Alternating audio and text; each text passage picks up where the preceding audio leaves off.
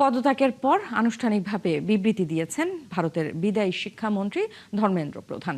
পুরো বিবৃতিটি প্রকাশ করেছে ভারতীয় সংবাদ মাধ্যম এনডিটিভি। বিবৃতিতে সাম্প্রতিক পরিস্থিতি এবং পদত্যাগের কারণ নিয়ে নিজস্ব ব্যাখ্যা দিয়েছেন ধর্মেন্দ্র প্রধান।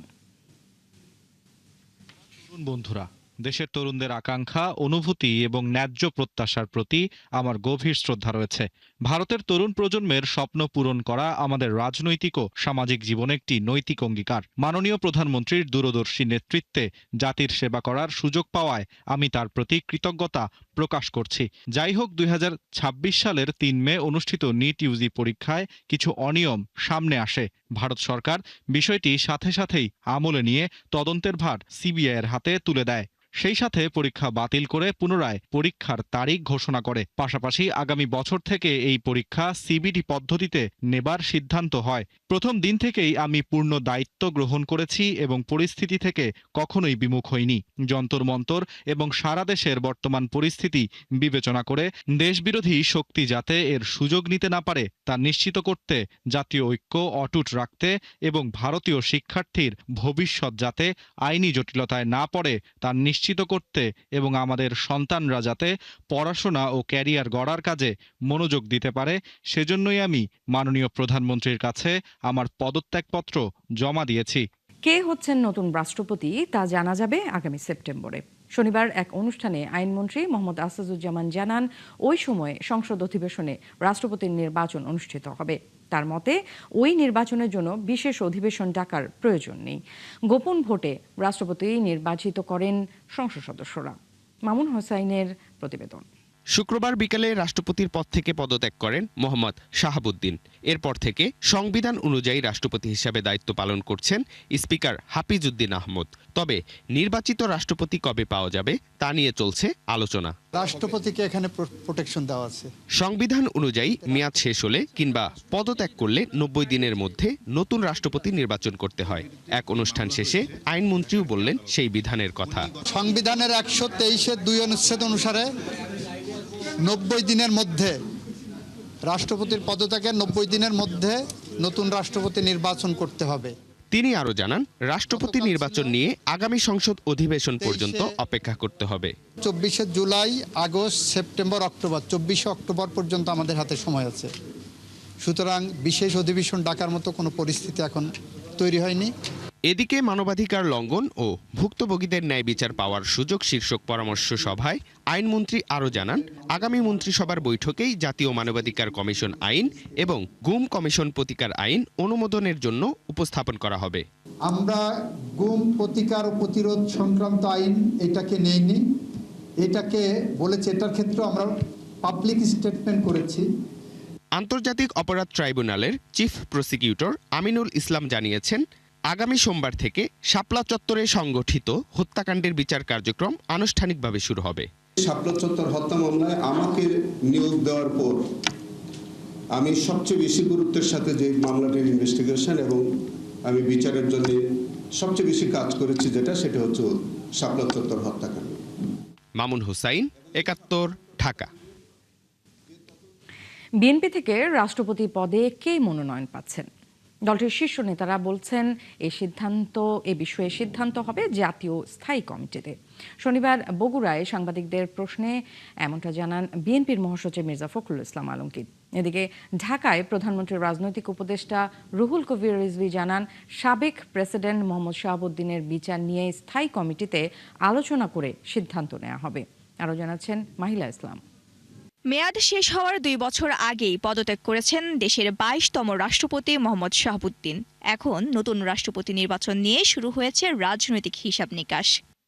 বগুড়ায় এক অনুষ্ঠান শেষে এ নিয়ে বিএনপি মহাসচিব মির্জা ফখরুলের কাছে জানতে চান সাংবাদিকরা। তিনি জানান, এ নিয়ে তারা আলোচনা করে সিদ্ধান্ত নেবেন। বিএনপি সভা করবে, মিটিং করবে, স্ট্যান্ডিং কমিটির মিটিং হবে, বিএনপির ডিসিশন হবে, এরপরে জানতে পারবেন। সংবিধান অনুযায়ী যে সমস্ত নিয়ম আছে সেগুলো মেনে দল যা সিদ্ধান্ত নেবে সেটাই হবে। এদিকে জিয়া উদ্যানে রাষ্ট্রায়ত্ত 12 প্রতিষ্ঠানের নবনিযুক্ত চেয়ারম্যানদের নিয়ে জিয়াউর রহমান ও খালেদা জিয়ার সমাধিতে শ্রদ্ধা জানান প্রধানমন্ত্রীর রাজনৈতিক উপদেষ্টা রুহুল কবির রিজভী। তিনিও জানান, রাষ্ট্রপতি বিষয়ে আলোচনা করেই সিদ্ধান্ত। উনি যেটা লিখিতভাবে গণমাধ্যমে সেটি জানিয়েছেন, সেটি হচ্ছে তার গুরুতর শারীরিক অবস্থা অবনতি হয়েছে, তো সেটাই আমরা জানি এবং সেই কারণেই তিনি পদত্যাগ করেছেন। পদত্যাগের আগে এবং পরেও মোহাম্মদ শাহাবুদ্দিনের বিচার চাইছে বেশ কয়েকটি রাজনৈতিক দল, তবে এ নিয়ে কোনো অবস্থান জানায়নি বিএনপি। রিজভী বলেন, বিষয়টি নিয়ে দলের নীতি নির্ধারকরা আলোচনা করবেন। রাষ্ট্রপতির ব্যাপারে কি সিদ্ধান্ত হবে, এটা দল সিদ্ধান্ত যখন নেবে তখন নেবে, কি নেবে সেটা দল জানে। উচ্চতর নীতি নির্ধারণী ফোরাম আছে, নির্বাহী কমিটি আছে, সেটা দলের বিষয়। সংসদ সদস্যদের গোপন ভোটে নির্বাচিত হন রাষ্ট্রপতি। এক্ষেত্রে 2/3 সংখ্যাগরিষ্ঠতা থাকায় সরকারি দল বিএনপির মনোনীত প্রার্থী সেই ক্ষেত্রে রাষ্ট্রপতি হবেন, এমনটা বলাই যায়। মাহিলা ইসলাম, 71, ঢাকা। এদিকে রাষ্ট্রপতি থাকার আগে ও পরের অপরাধে বিচার করা যাবে সাবেক রাষ্ট্রপতি মোহাম্মদ শাহাবুদ্দিনের, এমন অভিমত আইনজীবীদের। এদিকে রাষ্ট্রপতি থাকা অবস্থায় 2025 সালে মোহাম্মদ শাহাবুদ্দিনের বিরুদ্ধে মামলার তথ্য পাওয়া গেছে। আইনমন্ত্রী জানান, কারা কি উদ্দেশ্যে মামলাটি করেছে তা খতিয়ে দেখা হবে। মাইনুল মারুফ জানাচ্ছেন বিস্তারিত। দায়িত্ব পাওয়ার পর থেকেই আলোচিত ও সমালোচিত ছিলেন সাবেক রাষ্ট্রপতি মোহাম্মদ শাহাবুদ্দিন। স্বৈরাচারী আমলে তার নিয়োগ নিয়ে অসন্তোষ ছিল কার্যক্রম নিষিদ্ধ আওয়ামী লীগের মধ্যে। এমনকি দুদকে কর্মরত থাকাকালীন এবং এরপরে মোহাম্মদ শাহাবুদ্দিনের ভূমিকা নিয়ে সমালোচনা ছিল সব মহলেই। অবৈধভাবে ক্ষমতার প্রয়োগ আর দুর্নীতির অভিযোগে তার বিচারের দাবি জানিয়ে আসছেন অনেকেই। যদিও সংবিধান বলছে দায়িত্বে থাকাকালীন অবস্থায় দায়মুক্তি পান রাষ্ট্রপতি, তবে এর আগে ও পরের বিষয়ে কি ঘটে? সুপ্রিম কোর্টের এই আইনজীবী জানান, ক্ষমতা থেকে চলে যাওয়ার পর কোন রাষ্ট্রপতির বিচারের নজির আছে বাংলাদেশে? যে কোনো রাষ্ট্রপতি উনি রাষ্ট্রপতি পদ থেকে পদত্যাগ কিংবা অপসারিত হওয়ার পরে উনি রাষ্ট্রপতি হওয়ার আগে যদি কোনো ফৌজদারি অপরাধ করে থাকেন বা ফৌজদারি অপরাধের সাথে সংশ্লিষ্ট থাকেন, তাহলে রাষ্ট্রপতি পদ থেকে উনি পদত্যাগ করার পরে কিংবা অপসারিত হওয়ার পরে তাকে সেই সমস্ত অপরাধের জন্য গ্রেফতার করতে, তাকে আইনের মুখোমুখি করতে, তদন্ত করতে কিংবা সাজা দিতে কোনো বাধা আইনে নাই। সংবিধান শুধুমাত্র রাষ্ট্রপতি পদে আসীন থাকা অবস্থায় তাকে গ্রেফতার করা যাবে না সেই রক্ষা কবচটি ওনার জন্য ছিল, যেটা রাষ্ট্রপতির পদ থেকে উনি ছেড়ে দেওয়ার পরে সেই রক্ষা কবচ আর ওনার জন্য থাকবে না। দুর্নীতি দমন কমিশন থেকে অবসরের পর 2017 থেকে 2023 সাল পর্যন্ত ইসলামী ব্যাংকের পরিচালক ছিলেন রাষ্ট্রপতি মোহাম্মদ শাহাবুদ্দিন। এই সময় ব্যাংকটি থেকে লাখ লাখ কোটি টাকা লুটপাটের অভিযোগ রয়েছে। হাইকোর্টের রিটে এ তদন্ত করেছে আর্থিক গোয়েন্দা সংস্থা DFIU, যেখানে নাম আছে মোহাম্মদ শাহাবুদ্দিনের। এছাড়াও ঢাকার জজ কোর্টে ইসলামী ব্যাংক কর্তৃপক্ষ 2025 সালে মামলা করে মোহাম্মদ শাহাবুদ্দিনের বিরুদ্ধে, তখন তিনি রাষ্ট্রপতি। এক অনুষ্ঠানে আইনমন্ত্রী জানান, এ ধরনের বিষয় কেন ঘটল তা খতিয়ে দেখা হবে। এইটা যারা করেছেন কি উদ্দেশ্যে করেছেন, তাদের উদ্দেশ্য কি, সৎ উদ্দেশ্য না অসৎ উদ্দেশ্য, এগুলো দেখি। তাতে রাষ্ট্রপতি প্রোটেক্টেড। তার রাষ্ট্রপতি দায়িত্ব নেওয়ার আগে যে অভিযোগগুলো আছে সেটা দেখা আমরা যাচাই বাছাই করে দেখব, সময় হলে দেখব। শুক্রবার অসুস্থতার কারণ দেখিয়ে পদত্যাগ করেন রাষ্ট্রপতি মোহাম্মদ শাহাবুদ্দিন। মাইনুল মারুফ, 71, ঢাকা। স্বনির্ভর, সমৃদ্ধ ও প্রযুক্তি নির্ভর দেশ গড়তে চায় সরকার। সেই লক্ষ্যে সেমিকন্ডাক্টর খাতকে জাতীয় অগ্রাধিকার হিসেবে বিবেচনা করার কথা জানালেন প্রধানমন্ত্রী তারেক রহমান। রাজধানীর নব থিয়েটারে 2 দিনের সম্মেলনের উদ্বোধনী অনুষ্ঠানে তিনি বলেন, পোশাক শিল্পের পরই সেমিকন্ডাক্টর শিল্পই হতে পারে বাংলাদেশের জন্য নতুন সম্ভাবনাময় অর্থনৈতিক গন্তব্য। এই লক্ষ্য বাস্তবায়নে সবাইকে সমন্বিতভাবে কাজ করার আহ্বান জানান সরকার প্রধান। শফিকুল হকের প্রতিবেদন। সেমিকন্ডাক্টর শিল্পের উন্নয়ন, বৈশ্বিক প্রযুক্তি নেতৃত্ব, প্রযুক্তি খাতে প্রবাসী বাংলাদেশিদের সম্পৃক্ততা এবং উন্নত উৎপাদন ব্যবস্থাকে সামনে রেখে শুরু হলো ন্যাশনাল সেমিকন্ডাক্টর সিম্পোজিয়াম এবং biotechnology, electronics, AI and robotics summit 2026। রাজধানীর তেজগাঁওয়ে নভ থিয়েটারে 2 দিনব্যাপী এই সম্মেলনের আয়োজক বিজ্ঞান ও প্রযুক্তি মন্ত্রণালয় এবং বাংলাদেশ সেমিকন্ডাক্টর ইন্ডাস্ট্রি অ্যাসোসিয়েশন ও সিলিকন রিভার। এই 2 দিনের সামিট থেকে নতুন নতুন অংশীদারিত্ব, গবেষণা উদ্যোগ, বিনিয়োগের সুযোগ এবং উদ্ভাবনী চিন্তার জন্ম হবে ইনশাআল্লাহ। আমি এই সামিটের শুভ উদ্বোধন ঘোষণা করছি। সম্মেলনের উদ্বোধনী বক্তব্যে এ খাত নিয়ে অপার সম্ভাবনার কথা তুলে ধরেন প্রধানমন্ত্রী তারেক রহমান। ভবিষ্যৎ প্রজন্মের সামনে একটি মেধাভিত্তিক বাংলাদেশের অপার সম্ভাবনার বার্তাও পৌঁছে দেন তিনি। এই মার্কেটে প্রবেশ করার জন্য বাংলাদেশের সামনে একটা অপার সম্ভাবনা এবং সুযোগ বিদ্যমান। আমি দৃঢ়ভাবে আশা করি 2030 সালের মধ্যে সেমিকন্ডাক্টর শিল্প থেকে রফতানি আয়ের যে লক্ষ্যমাত্রা নির্ধারণ করা হয়েছে, ইনশাল্লাহ বাংলাদেশ সেটা পূরণ করতে সক্ষম হবে। সরকার প্রধান জানান, সেমিকন্ডাক্টর শুধু একটি শিল্পই নয়, এটি আধুনিক সভ্যতার ভিত্তি। এই মার্কেটে প্রবেশ করার জন্য বাংলাদেশের সামনে যে অপার সুযোগ ও সম্ভাবনা রয়েছে, সেটি কাজে লাগাতে সরকারের অবস্থান জানান প্রধানমন্ত্রী। সেমিকন্ডাক্টর খাতকে সরকার একটি জাতীয় অগ্রাধিকার ভিত্তিক খাত হিসাবে আমরা বিবেচনা করছি বর্তমান সরকার। তবে এই খাতের উন্নয়নে খুব সম্ভবত একক কোনো মন্ত্রণালয় বা প্রতিষ্ঠানের কাজ নয়, এটা একটা সম্মিলিত জাতীয় মিশন। পোশাক শিল্পের পরে সেমিকন্ডাক্টর শিল্পই হতে পারে বাংলাদেশের জন্য আরেকটি সম্ভাবনায় অর্থনৈতিক গন্তব্য।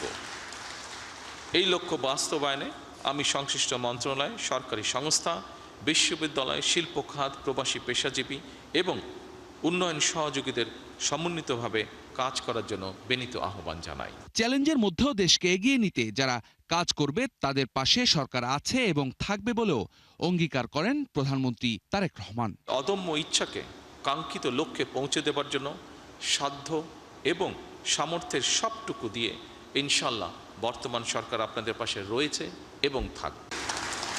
শফিকুল হক, ৭১, ঢাকা। প্রধানমন্ত্রী তারেক রহমানের সাথে সৌজন্য সাক্ষাৎ করেছেন নবনিযুক্ত নৌবাহিনী প্রধান ভাইস অ্যাডমিরাল খন্দকার মেজবাউল আজিম।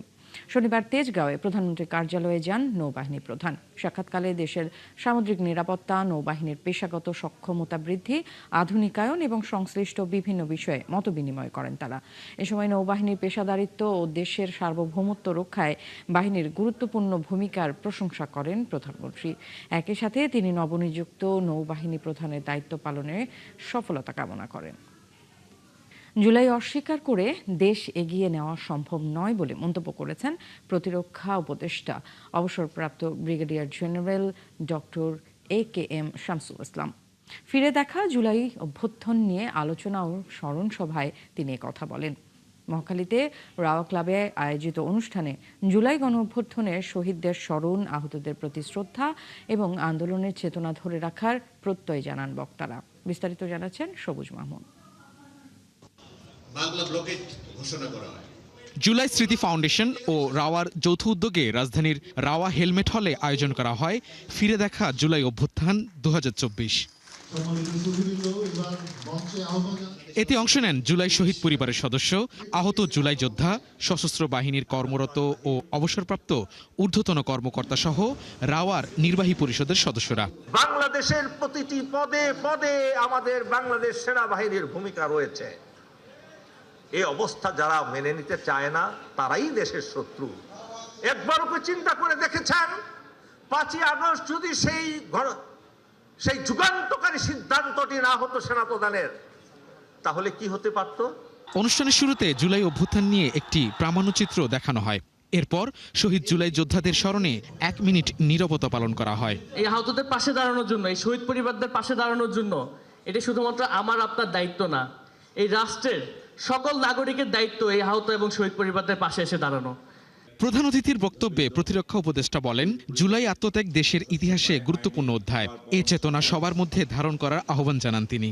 জুলাই যোদ্ধারা যে সাহস, দৃঢ়তা এবং আত্মত্যাগের পরিচয় দিয়েছে তা শুধু একটি সময়ের সাময়িক ঘটনা নয়, এটি একটি জাতির দায়বদ্ধতা, নাগরিক চেতনা এবং দেশপ্রেমের এক উজ্জ্বল উদাহরণ। সেদিন মৃত্যুকে তুচ্ছ করে যে বীরত্বের নজির স্থাপন করেছেন তা আমাদের বাংলাদেশের নতুন ভিত্তিপ্রস্তর বলে আমি মনে করি। তিনি আরো বলেন, বিচারহীনতা সংস্কৃতি থেকে বেরিয়ে এসে আইনের শাসন প্রতিষ্ঠাই সরকারের লক্ষ্য। মেজর সিনহা হত্যাকাণ্ড, বিডিআর হত্যাকাণ্ড এবং আমাদের অনেক ভাইদেরকে সিস্টেমেটিক্যালি মারা হয়েছে। আমাদের সরকার এই সব বিচারের ব্যাপারে দৃঢ় প্রতিজ্ঞ। অনুষ্ঠানে বক্তারা বলেন, জুলাই অভ্যুত্থানের চেতনা সংরক্ষণ এবং শহীদ পরিবারের পাশে দাঁড়ানো রাষ্ট্র ও সমাজের যৌথ দায়িত্ব। সবুজ মাহমুদ, ৭১, ঢাকা। জুলাই গণ অভ্যুত্থানে বেসরকারি বিশ্ববিদ্যালয়ের শিক্ষার্থীদের অবদানের রাষ্ট্রীয় স্বীকৃতি হিসেবে আগামী ১৫ আগস্ট তাদের সম্মাননা দেবেন প্রধানমন্ত্রী তারেক রহমান। দুপুরে মুক্তিযুদ্ধ বিষয়ক মন্ত্রণালয়ে সংবাদ সম্মেলনে তথ্য জানান প্রতিমন্ত্রী ইশরাক হোসেন। এ সময় তিনি বলেন, জুলাই আন্দোলনে বেসরকারি বিশ্ববিদ্যালয়ের শিক্ষার্থী ও শিক্ষকরা প্রতিরোধ গড়ে আন্দোলনকে সফল করে তোলেন। তারা কোনো ব্যক্তিগত স্বার্থ বা প্রাপ্তির আশায় আন্দোলনে অংশ নেননি। ফ্যাসিবাদের অবসান এবং গণতন্ত্র প্রতিষ্ঠার লক্ষ্যেই রাজপথে নেমে এসেছিলেন তারা। সেই আত্মত্যাগ ও অবদানের যথাযথ মূল্যায়ন করতেই বর্তমান সরকার তাদের রাষ্ট্রীয় সম্মাননা প্রদানের উদ্যোগ নিয়েছে বলে জানান ইশরাক হোসেন। আগামী 15ই আগস্ট শনিবার আমরা জুলাই গণ অভ্যুত্থানে বেসরকারি বিশ্ববিদ্যালয়ের শিক্ষার্থীদের অবিস্মরণীয় অবদানের স্বীকৃতি প্রদান স্মরণসভা ও আগামীর বাংলাদেশ গড়ার ভাবনা শীর্ষক একটি অনুষ্ঠানের আয়োজন করেছি। এই অনুষ্ঠানে প্রধান অতিথি হিসেবে থাকার সম্মতি দিয়েছেন আমাদের আজকের মাননীয় প্রধানমন্ত্রী জনাব তারেক রহমান। পরিবেশ বান্ধব ও খরচ সাশ্রয়ী প্লাগ ইন হাইব্রিড গাড়ির ব্যবহার বাড়াতে চায় সরকার। এজন্য আমদানি পর্যায়ে কর ভারও কমিয়েছে। তবে সিসি বিন্যাস কর ভারের বিরোধিতা করছে ব্যবসায়ীরা। তারা বলছেন, এর ফলে মূলত একটি দেশের গাড়ির বাজারে পরিণত হবে বাংলাদেশ। এছাড়া প্লাগ ইন গাড়ি নিয়ে সরকারি নীতিতেও গলদ আছে, যার কারণে অর্থায়ন করছে না ব্যাংক। জাহিদুল ইসলামের প্রতিবেদন। পরিবেশ বান্ধব ও সাশ্রয়ী বৈদ্যুতিক গাড়ির চাহিদা বাড়ছে বিশ্বব্যাপী। বাংলাদেশে এর ব্যবহার বাড়াতে এবার বাজেটে কর ছাড় দিয়েছে সরকার। তবে এটি নির্ধারণ করা হয়েছে সিসি বিন্যাসে। এ খাতের ব্যবসায়ীরা বলছেন, এতে 18 সিসি পর্যন্ত গাড়ির দাম কিছুটা কমলেও এর উপরের সিসি পর্যন্ত প্লাগ ইন এবং সব রকম রিকন্ডিশন গাড়ির দাম বাড়বে। সিসি স্ল্যাব ভাঙাতে আমরা ভালো এফেক্টেড হয়েছি। আমাদের তেলের গাড়িগুলোর দাম বেড়ে গেছে। হাইব্রিডও আগের চেয়ে একটু বাড়তি দামে আমাদের আনতে হচ্ছে। এই কারণে আমরা বাজারে ক্রেতা শূন্য হয়ে পড়ছে। বাজেটে 1800 সিসি পর্যন্ত প্লাগ ইন হাইব্রিড নতুন গাড়ির মোট কর ভার 93.16% থেকে কমিয়ে 73.44% এবং 2000 সিসি পর্যন্ত পিআই গাড়ির 132.36% থেকে কমিয়ে কর করা হয়েছে 96.10%। কিছু চাইনিজ গাড়ি সুবিধা পেয়েছে 1 থেকে 2000 সিসি পর্যন্ত স্ল্যাব করাতে, কিন্তু আমি চাচ্ছিলাম যে এটা যদি 2500 সিসি পর্যন্ত করতো, 1800 থেকে 2500, তাহলে কিন্তু জাপানিজ যে উন্নত মানের যে গাড়িগুলো আছে এই গাড়িগুলো কিন্তু আমরা সুলভ মূল্যে বিক্রি করতে পারতাম। ব্যাংক তার বিনিয়োগ খুঁজতেছে, ব্যাংক তার প্রফিট খুঁজতেছে, কেউ কি বাংলাদেশ খুঁজতেছে না? বাংলাদেশ ব্যাংকের কাছে 4600 কোটি টাকা আছে গ্রিন ফান্ড। ইলেকট্রিক গাড়ি কিভাবে গ্রিন ফান্ডের আওতায় না পড়ে? যোগাযোগ বিশেষজ্ঞরা বলছেন, সিসি বিন্যাসের মাধ্যমে কর নির্ধারণ করে সরকার হয়তো চড়া দামের বিলাসী গাড়ির আমদানি কমাতে চাইছে। স্ল্যাবগুলো ভিন্ন ভিন্ন হওয়া মানেই হচ্ছে যে যত আপনার সিসি বাড়ছে এটা অনেকটা লাক্সারি বা বিলাসী পণ্য হিসাবে বিবেচিত হচ্ছে, সেইভাবে ট্যাক্সটা নির্ধারণ করা হয়েছে। কিন্তু সরকারের যে ফিলোসফি, আমি বলছি যে আমাদের ডিজেল চালিত গাড়ির ফিলোসফি কিন্তু একই, যত সিসি বাড়তে থাকে তার উপর ট্যাক্সটা বেশি আসে। অর্থনীতিবিদরা বলছেন, এই গাড়ি সত্যিকার পরিবেশ বান্ধব এবং সাশ্রয়ী করতে নবায়নযোগ্য জ্বালানিতেও জোর দিতে হবে। আমার প্রায় 22% বিদ্যুৎ আসে হলো ডিজেল অথবা ফার্নেস অয়েল দিয়ে। সেই জায়গাটাতে দিয়ে কিন্তু আমি ইভি সামনের দিনের মিডিয়াম টার্মে আমি কিন্তু সাস্টেনেবলভাবে বাড়াতে পারবো না। তখন ইলেকট্রিসিটির ক্রাইসিসটা কিন্তু আমার থাকবে। আমরা আরও বেশি যদি নবায়নযোগ্য জ্বালানি এবং লো কস্ট ফুয়েলের ভিতরে যাই, তখনই শুধুমাত্র যেই পরিকল্পনাটা থেকে আমরা এটাতে আগাচ্ছি সেইটা অনেক বেশি সাফল্য পাবে। এরই মধ্যে শিক্ষা প্রতিষ্ঠানের জন্য আমদানি করা প্লাগ ইন গাড়ি শুল্কমুক্ত ঘোষণা দেওয়ার পাশাপাশি রাজধানীতে 1400 বৈদ্যুতিক বাস চালানোর পরিকল্পনা নিয়েছে সরকার। জাহিদুল ইসলাম, ৭১, ঢাকা। দেশে দিন দিন জনপ্রিয় হচ্ছে ইউনানি এবং আয়ুর্বেদিক চিকিৎসা। নানা ধরনের ভেষজ ওষুধের কারণে পার্শ্ব প্রতিক্রিয়া তুলনামূলক কম হওয়ায় এই চিকিৎসা অনেকেই গ্রহণ করছেন। সম্প্রতি দেশের একমাত্র সরকারি ইউনানি ও আয়ুর্বেদিক মেডিকেল কলেজ হাসপাতালে চালু করা হয়েছে আকুপাংচার, হিজমা সহ 5 ধরনের থেরাপি। যা রোগীরা পাচ্ছেন বিনা খরচে বা নামমাত্র মূল্যে। ট্র্যাডিশনাল স্বাস্থ্য ব্যবস্থা নিয়ে হিমেল মাহবুবের ধারাবাহিক প্রতিবেদনের আজ দেখবেন দ্বিতীয় পর্ব। ছবি তুলেছেন আকরাম হোসেন। রোকনউদ্দিন বাম পায়ে ঠিকমতো শক্তি পান না, মেরুদণ্ডে প্রচণ্ড ব্যথা। 1 বছর নানান জায়গায় চিকিৎসা করিয়ে এখন সরকারি ইউনানি ও আয়ুর্বেদিক মেডিকেল কলেজ হাসপাতালে আকুপাংচার থেরাপি নিচ্ছেন। আমি হাঁটতে আমার রোগে টান লাগতো, পাও শেষাই হাঁটতাম, এখন এটা মোটামুটি আমি হাঁটতে পারতেছি। PLID বলেন, ব্যাক পেইন বলেন, সার্ভাইকাল ভার্টিব্রাসের সমস্যা বলেন এবং ঘুমের সমস্যা বলেন, অ্যাংজাইটি, ডিপ্রেশন, এই সমস্ত রোগীগুলোকে আমরা আকুপাংচার দিয়ে মোটামুটি ভালো রেসপন্স পাচ্ছি। পাশের আরেকটি কক্ষে ঝিনাইদহের মিজানুর রহমানকে দেয়া হচ্ছে পঞ্চকর্ম থেরাপি। আগের চেয়ে ভালো বোধ করছেন বলে জানান তিনি। মাজার থেকে ব্যথাটা চলে আসে নিচে, এত পরিমাণ ব্যথা শুরু হয় যা ভাষায় বর্ণনা করা যায় না। 2 হাঁটুতে ব্যথা আর পা ঝিনঝিন করতে আর অবশ লাগতো। আমি ইন্ডিয়া পর্যন্ত গেছি, ব্যাঙ্গালোর পর্যন্ত। বায়ো পিউরিফিকেটরি থেরাপি অর্থাৎ শোধন থেরাপি। আমাদের শরীরে অনেক ধরনের টক্সিন আমরা জানি যে জমে, এগুলোকে রিলিজ করার একটা অন্যতম ওয়ে হলো এই পঞ্চকর্ম থেরাপি। শুধু আকুপাংচার বা পঞ্চকর্ম নয়, রোগ অনুযায়ী এখানে চলছে ইয়োগা, হিজামা বা কাপ থেরাপি, চলছে বন্ধ্যাত্বের চিকিৎসাও। ব্যয়বহুল এইসব থেরাপি মিরপুরের সরকারি ইউনানি ও আয়ুর্বেদিক মেডিকেল কলেজ ও হাসপাতালে দেওয়া হচ্ছে বিনামূল্যে। কোনো থেরাপির খরচ হয় নামমাত্র।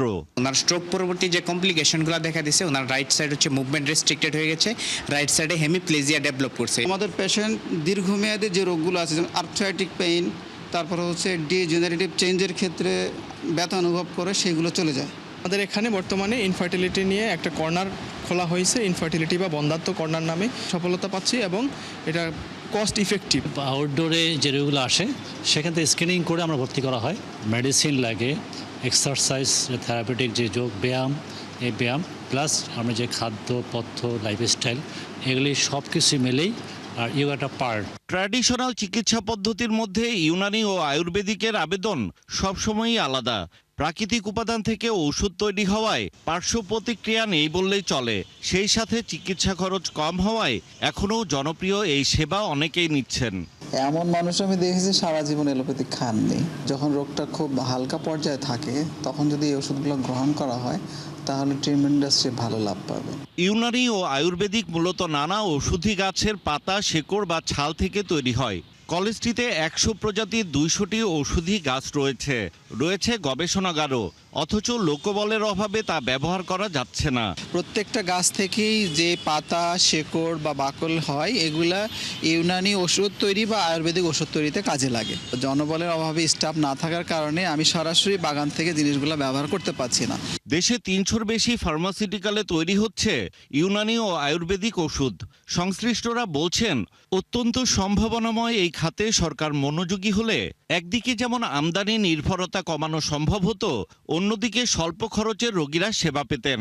চিকিৎসা শাস্ত্রে ইউনানি এবং আয়ুর্বেদিকের রয়েছে সমৃদ্ধ ইতিহাস, আছে আস্থা, গুণগত মান আর বিকল্প স্বাস্থ্য ব্যবস্থা হিসেবে বৈশ্বিক স্বীকৃতিও। কিন্তু বাংলাদেশের এটি এখনও অনেক পেছনের সারিতে। অথচ এই ব্যবস্থাকে জনপ্রিয় করার মাধ্যমে সাফল্য আসতে পারে সার্বিক স্বাস্থ্য খাতে। এজন্য প্রয়োজন প্রচারণা আর সরকারি নীতি সহায়তা। হিমেল মাহবুব, ৭১, ঢাকা। চলতি অর্থ বছরেও যুক্তরাষ্ট্র থেকে সবে 7 থেকে 8 লাখ টন গম কেনা হবে, যা আগের অর্থ বছর থেকেও বেশি। এ তথ্য জানিয়েছেন খাদ্য অধিদপ্তরের মহাপরিচালক জসিমউদ্দিন খান। তিনি বলেন, দেশটির সাথে সম্পাদিত বাণিজ্য চুক্তির শর্ত থেকেই এমন সিদ্ধান্ত নেওয়া হবে, যদিও এতে বাড়তি সুবিধা মিলবে না দাম এবং মানের বিচারে। উল্লেখ্য, চুক্তির আগে গম আমদানির ক্ষেত্রে রাশিয়া, ইউক্রেন, ভারত সহ প্রায় সব দেশ থেকেই পিছিয়ে থাকত যুক্তরাষ্ট্র। মোহন ইসলামের প্রতিবেদন। দেশে খাদ্যশস্যের মধ্যে চালের পরে অবস্থান গমের। একটা সময়ে অভ্যন্তরীণ উৎসে বিপুল উৎপাদন হলেও বর্তমানে তা নেমেছে একরকম তলানিতে। ফলে চাহিদার প্রায় 95% এখন মেটাতে হয় আমদানি করে। সবশেষ অর্থ বছরে যার পরিমাণ ছিল 7 লাখ টনের আশেপাশে। আপনি নিশ্চয়ই অবহিত আছেন যে যুক্তরাষ্ট্রের গম তুলনামূলকভাবে অন্যান্য যে কোনো অঞ্চলের চাইতে তার কোয়ালিটি ভালো। আমরা গত অর্থ বছরে যে গম সরবরাহ পেয়েছি যুক্তরাষ্ট্র থেকে, তার কোয়ালিটি আমরা প্রত্যেকটাই স্যাম্পল 2বার টেস্ট করেছি, একবার চট্টগ্রাম বন্দরে এবং আর একবার মোংলা বন্দরে। তো উভয় দেখেছি আমাদের যে মিনিমাম স্ট্যান্ডার্ড তার চাইতে এটা অনেক উপরে ছিল। সো আমরা হ্যাপি এই গমের কোয়ালিটি নিয়ে। বছরে ইউএসএ থেকে আমরা কেমন গম মানে কত পরিমাণ? Around 7 lakh ton. 7 lakh ton. একটা সময় পণ্যটি আমদানিতে প্রধান দুই উৎস ছিল রাশিয়া এবং ইউক্রেন, কিন্তু যুদ্ধ শুরুর পর আর্জেন্টিনা, ব্রাজিল এবং ভারতের উপর নির্ভরতা বাড়ায় বাংলাদেশ। তবে সেই হিসাব আরও খানিকটা উল্টে যাচ্ছে মার্কিন যুক্তরাষ্ট্রের সাথে হওয়া চুক্তির পর। কেননা গেল 1 বছরে সেখান থেকে আনা হয় 7.5 লাখ টন, যা এর আগেও ছিল সামান্য।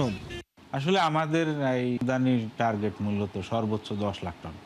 এটা আমরা 7-8 থাকি, এটা বাজেট বরাদ্দ সাপেক্ষে। তাহলে কি বলা যায় যে মানে সিংহভাগই আপনার এবার আমেরিকা থেকে আনবেন? সিংহভাগ আমেরিকার থেকে। এর বাইরে যদি অন্য কোনো সোর্সে ভালো পাওয়া যায় সেটাও আমরা আনবো। যেমন আমরা যেটা ওটিএম পদ্ধতিতে যেটা করেছি সেই সোর্সটি আসলে ইউএসএ না, সেটি black sea region. That means তারা হয় রাশিয়া, ইউক্রেন, তারপরে আপনার বুলগেরিয়া, তারপরে আর্জেন্টিনা, ব্রাজিল, এইসব সোর্স থেকে। খাদ্য অধিদপ্তর বলছে চুক্তি শর্ত পূরণ করতে চলতি অর্থ বছরেও দেশটি থেকে আমদানি করা হবে 7 থেকে 8 লাখ টন গম। যদিও এক্ষেত্রে সুবিধা পাওয়া যাবে না দাম কিংবা মানের ক্ষেত্রে। মহাপরিচালক বলেন এর বাইরে উন্মুক্ত দরপত্রের মাধ্যমেও কেনা হবে আরও কিছুটা। মূলত সরকারের বাইরে বেসরকারি খাতও বিপুল গম আমদানি করে বিভিন্ন দেশ থেকে। সবশেষ অর্থ বছরের 11 মাসে যাতে মোট ব্যয় হয়েছে 2 বিলিয়নের উপরে। এটা আমরা 7-8-এর মধ্যেই থাকি। মোহন ইসলাম, 71, ঢাকা। রাজধানী ঢাকা সহ সারা দেশে সিএনজি গ্যাসের তীব্র সংকট দেখা দিয়েছে। তরলীকৃত প্রাকৃতিক গ্যাস সরবরাহ ব্যাহত হওয়ায় রাজধানী সহ এই সংকট চরমে পৌঁছেছে। ফিলিং স্টেশনগুলোতে ঘন্টার পর ঘন্টা অপেক্ষা করেও মিলছে না সিএনজি। এতে চরম ভোগান্তিতে পড়েছেন সিএনজি চালিত যানবাহনের চালক, গণপরিবহন খাতের কর্মী ও যাত্রীরা। চালকদের অভিযোগ, গ্যাস সংকটের কারণে তারা যাত্রী পরিবহন করতে পারছেন না। গ্যাস সরবরাহ স্বাভাবিক না থাকায় লোকসানের মুখে পড়েছেন সিএনজি ফিলিং স্টেশনের মালিকরাও। কারিগরি সমস্যার কারণে জাতীয় গ্যাস গ্রিডে গ্যাস সরবরাহ সাময়িকভাবে বন্ধ রয়েছে। এতে জাতীয় গ্রিডে দৈনিক প্রায় 450 মিলিয়ন ঘনফুট গ্যাস সরবরাহ কমে গেছে। ফলে দেশের বিভিন্ন অঞ্চলের শিল্প কারখানা, বিদ্যুৎ কেন্দ্র, সিএনজি স্টেশন সহ বিভিন্ন শ্রেণীর গ্রাহক এই গ্যাস সংকটে পড়েছেন।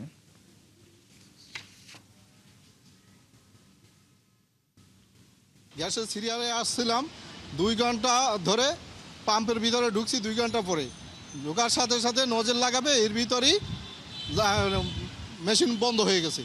আর আজকে 9টা থেকে এই পাম্পে অবস্থান করতেছি, কোনো গ্যাস পাচ্ছি না। জিজ্ঞেস করতেছি গ্যাস কখন আসবে, ওনারা বলতেছে যে 4টা 5টা হইতে পারে এবং নাও হতে পারে। পাম্প কর্তৃপক্ষ বলতেছে যে লাইনে গ্যাস নাই। আজকে আমরা 3-4 দিন যাবত এই অবস্থায় আছি, কোনো পাম্পই গ্যাস নাই। ঢাকার শহরে কোনো পাম্পে আমরা গ্যাস পাইতেছি না। আমরা 1 ঘন্টা 1.5 ঘন্টা চালে আসার পরে দেখি যে আবার গ্যাস শেষ হয়ে যায়। গ্যাসে কোনো প্রেশার পাওয়া যায় না, কোনো উন্নতি নাই। আবার আমাদের 3-4 ঘন্টা লাইনে দাঁড়ায় থেকে আবার গ্যাস দিতে হয়। সর্বনিম্ন 5 PSI দরকার, কিন্তু আমরা 5 PSI পাচ্ছি না। এই কারণে আমাদের 2টা মেশিন অটোমেটিক্যালি বন্ধ হয়ে গেছে। জাতীয় গ্রিডে গ্যাস সরবরাহ ব্যাহত হওয়ায় দেশের বিভিন্ন জেলাতেও গ্যাসের তীব্র সংকট দেখা দিয়েছে। টানা 7 দিনের সংকটে সবচেয়ে বেশি বিপাকে পড়েছেন ওইসব এলাকার সিএনজি চালিত গাড়িগুলো। কোন কোন এলাকায় বাসা বাড়িতেও গ্যাস পাওয়া যাচ্ছে না। প্রভাব পড়েছে কলকারখানার উৎপাদনেও। সহকর্মীদের তথ্য ও ছবিতে প্রতিবেদন। নেত্রকোনায় টানা 4 দিন ধরে তিতাস গ্যাসের সংযোগ বন্ধ থাকলেও সিএনজি ফিলিং স্টেশনগুলোতে গ্যাস সরবরাহ নেই 7 দিন। গ্যাস সংকটে জেলার প্রায় 800 থেকে 1000 সিএনজি চালিত অটোরিকশা চালক কাজ করতে পারছেন না। অটোরিকশা চালকরা জানান, বাধ্য হয়ে এলপিজি গ্যাস ব্যবহার করে যানবাহন চালাচ্ছেন তারা। তবে এলপিজিতে ব্যয় প্রায় 3 গুণ বাড়লেও যাত্রীরা অতিরিক্ত ভাড়া দিতে রাজি হচ্ছেন না। আমাদের এখন এলপি ভরে চালাইতে হচ্ছে গাড়ি, ভাড়া বাড়তে চাইলে ভাড়া যাত্রী দিতে চায় না। নারায়ণগঞ্জে গ্যাসের চাপ না থাকায় অনেক শিল্প কারখানায় উৎপাদন মারাত্মকভাবে ব্যাহত হচ্ছে। কোনো কারখানায় উৎপাদন স্বাভাবিক ক্ষমতার মাত্র 15 থেকে 20% নেমে এসেছে। পর্যাপ্ত গ্যাস না পাওয়ায় সিএনজি ফিলিং স্টেশনগুলোতে ঘন্টার পর ঘন্টা অপেক্ষা করছেন যানবাহন। রূপগঞ্জে 16টি ফিলিং স্টেশনের মধ্যে মাত্র 2টিতে গ্যাস সরবরাহ করা হচ্ছে। এতে ফিলিং স্টেশনগুলোতে বাড়ছে বিভিন্ন যানবাহনের দীর্ঘ সারি। যানবাহন চালকরা জানান, ঘন্টার পর ঘন্টা অপেক্ষা করেও প্রয়োজনীয় পরিমাণ গ্যাস পাচ্ছেন না। সাভারে বাসাবাড়িতে দিনের বেশিরভাগ সময় গ্যাস না থাকায় বিপাকে পড়েছেন এলাকার বাসিন্দারা। বাধ্য হয়ে অনেকে এলপিজি সিলিন্ডার কিংবা কাঠের চুলা ব্যবহার করছেন। এরই মধ্যে তিতাস গ্যাস অফিস ঘেরাও করে বিক্ষোভ করেছেন পৌরবাসী। আমরা বিল দিমু, গ্যাস পাবো না, 1 বছর 2-3 বছর ধরে এরকম, আর 2 মাস ধরে তো 1 মিনিটের লিগে বাড়িতে গ্যাস আমরা। বর্তমানে এমন একটা অবস্থা হয়েছে 24 ঘন্টার মধ্যে 1 ঘন্টাও থাকে না, মানে 1 মিনিটও না।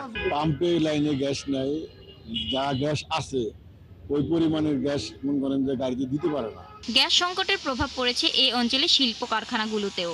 খুব স্বল্প সময়ে চেষ্টা করব যে কিভাবে এটা প্রবলেমটা সলভ হয়, যেই এলাকায় যেই লাইনে গ্যাসটা নাই সেই জায়গায় কিভাবে বৃদ্ধি করা যায়। চট্টগ্রামের রাঙ্গুনিয়ার মতো উপজেলা শহরেও সড়কের পাশে ফিলিং স্টেশনগুলোতে গ্যাসের জন্য দীর্ঘ লাইন দেখা গেছে।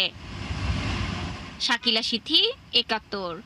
দিনাজপুরের বিরামপুর ভাইগড় সীমান্ত দিয়ে 9 নারীকে বাংলাদেশে পুষিনের চেষ্টা করেছে ভারতীয় সীমান্তরক্ষী বাহিনী। তবে বর্ডার গার্ড বাংলাদেশ বিজিবি এবং এলাকাবাসীর প্রতিরোধের মুখে সেই চেষ্টা ব্যর্থ হয়।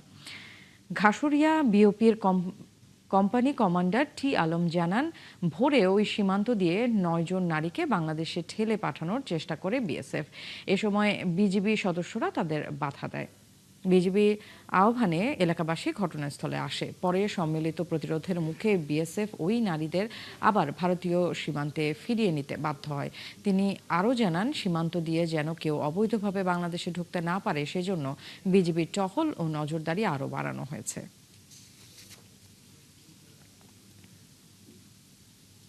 এদিকে ঝিনাইদহের মহেশপুর উপজেলার সামান্তা সীমান্তে 6 জনকে বিএসএফ এর পুশিনের চেষ্টা প্রতিহত করেছে বিজিবি। তাদেরকে ভারতের অভ্যন্তরে ফেরত পাঠানো হয়েছে।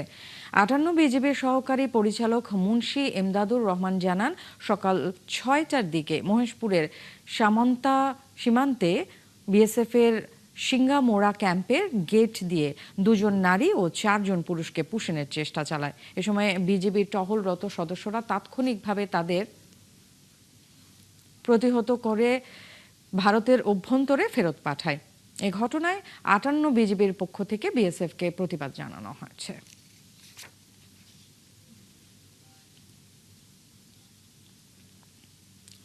ঝিনাইদহে 6 বছরের কন্যা শিশুকে যৌন নিপীড়নের ঘটনা সালিসি মীমাংসার নামে ধামাচাপা দেওয়ার অভিযোগ উঠেছে। পরে পুলিশের সহায়তায় অভিযুক্ত প্রান্ত হাসানের বিরুদ্ধে মামলা করেছে শিশুর পরিবার। অভিযুক্তের পরিবারের দাবি সে ষড়যন্ত্রের শিকার। পুলিশ বলছে তাকে গ্রেফতার করতে অভিযান চালানো হচ্ছে। রাজীব হাসানের তথ্য ও ছবিতে প্রতিবেদন। ঘটনা গত বুধবারের ঝিনাইদহের সদর উপজেলার পোড়াহাটি গ্রামের। 6 বছরের শিশু মাদ্রাসা থেকে ফেরার পথে বাড়ির পাশের মুদি দোকানদারের ছেলে প্রান্ত মিষ্টি ও টাকা দেওয়ার লোভ দেখিয়ে ওই শিশুর ওপর নির্যাতন চালায়। শিশুটি চিৎকার করলে তাকে হত্যার হুমকি দিয়ে ছেড়ে দেয়।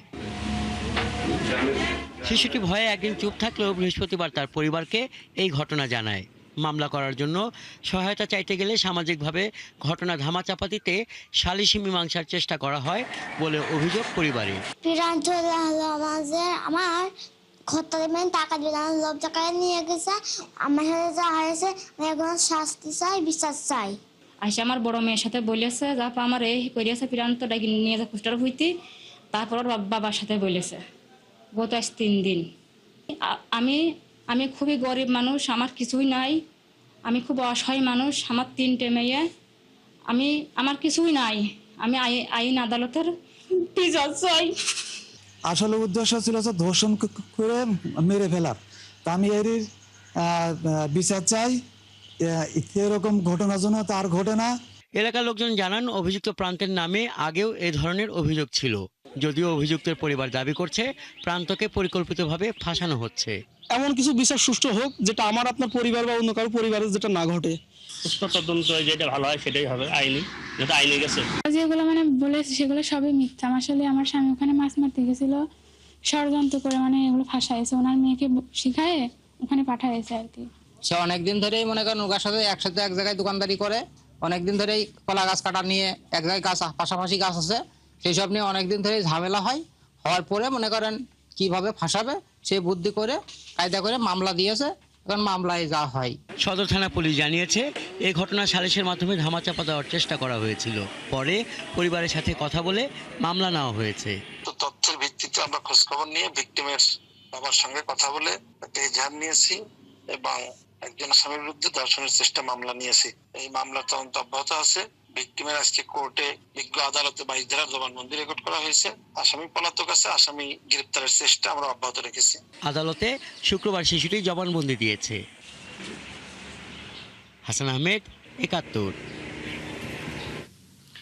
পরিচয় সংকটে পড়েছেন কক্সবাজারের টেকনাফ ও উখিয়া রোহিঙ্গা ক্যাম্পের বহু বাংলাদেশি। 2017 সালে রোহিঙ্গারা যেসব এলাকায় আশ্রয় নেয় সেই এলাকায় যে বাংলাদেশিরা ছিল, এই সমস্যা মূলত তাদের। এ নিয়ে ক্যাম্পের বাইরের বাসিন্দারা জানান, পরিচয় লুকিয়ে টানা 7 বছর রোহিঙ্গাদের জন্য বরাদ্দ সুবিধা নেয় তাদের নাম উঠে গেছে রোহিঙ্গা ডাটাবেজে। যদিও ক্যাম্পের ভেতরের বসবাসরত বাংলাদেশিরা এই অভিযোগ অস্বীকার করেছেন। কামরুল ইসলাম মিন্টুর প্রতিবেদন, ছবি তুলেছেন হেলাল উদ্দিন। কক্সবাজারের রোহিঙ্গা ক্যাম্পগুলোতে শুধু মিয়ানমার থেকে আসা বাস্তুচ্যুত বাসিন্দারা থাকছেন এমন নয়, লাখো রোহিঙ্গার পাশাপাশি এখানে থাকেন বহু বাংলাদেশি। গত 7-8 বছর ধরে এই বাংলাদেশিরা রোহিঙ্গাদের জন্য বরাদ্দ সব সুবিধাই পান, কিন্তু সমস্যায় পড়েছেন রোহিঙ্গাদের বায়োমেট্রিক তালিকা তৈরির পর। এখন ক্যাম্পের বাংলাদেশিরা জন্ম নিবন্ধন কিংবা পাসপোর্ট বানাতে গিয়ে আঙ্গুলের ছাপ দেওয়া মাত্রই অনলাইনে ভাসছে তাদের রোহিঙ্গা পরিচয়। এলাকার জনপ্রতিনিধিরা জানান, ত্রাণ সুবিধার জন্য 2017 সালে অনেকেই বাংলাদেশি পরিচয় গোপন করে স্বেচ্ছায় রোহিঙ্গা বায়োমেট্রিক ডেটাবেজে নাম তোলেন। রোহিঙ্গার যে কার্ড অর্থাৎ ডাটা কার্ড তারা করে ফেলে, যার কারণে তারা এগুলো স্বাভাবিকভাবে নিয়েছিল, কারণ যে সুযোগ সুবিধা সরকার থেকে দিচ্ছে সেই সুযোগ সুবিধাগুলো পাওয়ার আশায়। অবশ্য ক্যাম্পের ভেতরে কয়েকটি বাংলাদেশি পরিবারের সদস্যরা জানায়, সুবিধা নেওয়ার জন্য কেউ কেউ পরিচয় গোপন করে রোহিঙ্গা তালিকায় নাম তোলে। যারা জামাই টামাই নেই বেশি হস্টেল বিনিময় আছে, ইটারা গল্লে গই যে আরা বাজে স্টেমেন্ট হইবে যেমন কিন্তু আরা ন করি কিছু কিছু মানছি মানে রেশন কার্ড দিচ্ছি মা নাই বাপ নাই বলে হয়ে গই। কাগজে কলমে যারা রোহিঙ্গা সেজেছেন এ নিয়ে তারা কথা বলতে চাননি। যে দেশের দায় এ দেশের মধ্যে তারা কি নাম জানে, গ্রাম জানে, আর ইক্কাই নয় মধ্যে ইক্কাই নয়, মারা তো বাংলাদেশে আছি। এ নিয়ে কক্সবাজারের জেলা প্রশাসক জানান, এরই মধ্যে বাংলাদেশি নাগরিকত্ব ফেরানোর আকুতি জানিয়ে অন্তত 1000 আবেদন জমা পড়েছে। যারা বাংলাদেশি নাগরিক এবং বাংলাদেশে যে এনআইডি আছে সেইটার সাথে মিল রেখে কিন্তু পাসপোর্ট দেওয়ার নিয়ম সরকারের বিধান, ঠিক আছে। যদি তারা যেটা বললেন যে ত্রাণ পাওয়ার আশায় ওইদিকে, ডেফিনেটলি তারা সেটা অন্যায় হয়েছে। জেলা প্রশাসক আরও জানান, যাদের নাম রোহিঙ্গাদের তালিকায় উঠেছে তারা বাংলাদেশি ভোটার তালিকায়ও আছেন। এই তালিকা ধরে তাদের আবেদন যাচাই বাছাই হচ্ছে। তবে পরিচয় গোপন করে ত্রাণ নেওয়ার অপরাধে শাস্তি হবে কিনা সে ব্যাপারে কিছুই বলতে পারেননি। কামরুল ইসলাম মিন্টু, ৭১, কক্সবাজার। দর্শক, চলছে সংবাদ সংযোগ। সরাসরি সংবাদ অনুষ্ঠান দেখতে চোখ রাখুন ৭১ ফেসবুক পেজে এবং সাবস্ক্রাইব করুন ৭১ ইউটিউব চ্যানেলে। থাকুন ৭১-এর সাথে।